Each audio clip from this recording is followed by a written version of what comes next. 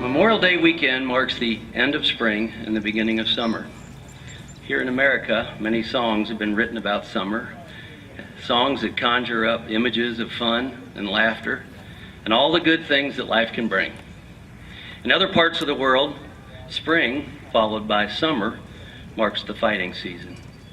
I served in Iraq from 2005 to 2006 as an Army surgeon with the 344th Combat Support Hospital.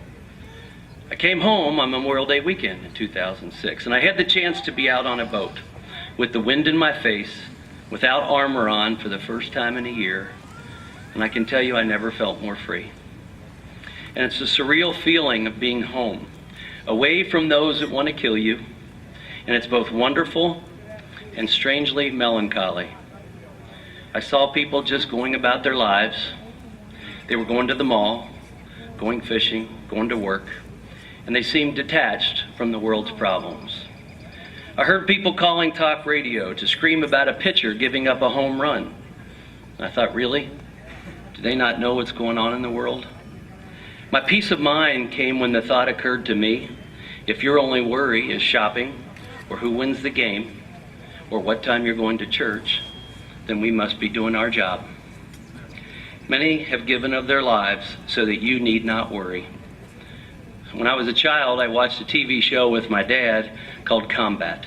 It was about American heroes fighting Nazi Germany in World War II. From having watched that show, the thought of serving never left my mind. And I wondered who were the people that stepped up to defend us. And now I know. Today, our all-volunteer military is made up of exceptional people that make exceptional things seem ordinary. Yet every service member is vulnerable. Army Chaplain Father Timothy Vakich, who was injured in Iraq in 2004 by an IED, succumbed to his wounds in 2008.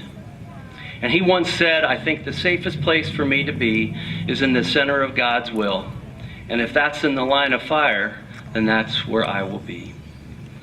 Like so many throughout our history, Father Vakich said, send me. And he did not lose his life. Father Vakich gave his life. I want to tell you briefly about Major John Pryor, MD. I recently, a couple weeks ago, went to Philadelphia, where the new trauma center at the University of Pennsylvania was named after John Pryor. John and I served together in Iraq in 2006. We became good friends, and when we came home, we did a trauma conference here in Cincinnati. In 2008, John went back to Iraq, and on Christmas Day, after attending church service, he was hit by a mortar and killed. On September 11, 2001, before John was even in the Army Reserve, when he knew his country was under attack, he got in his car and he drove to Ground Zero and started taking care of people. Then he decided there was more he could do. Rather than taking care of people shooting themselves up in the street, why not take care of our troops?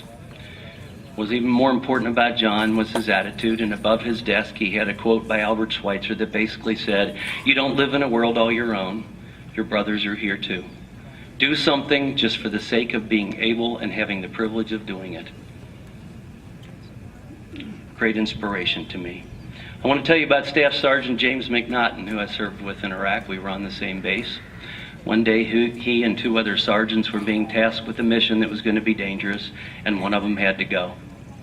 James McNaughton, who was a reservist, a military policeman, a New York City policeman, he volunteered over the other two because the other two had children.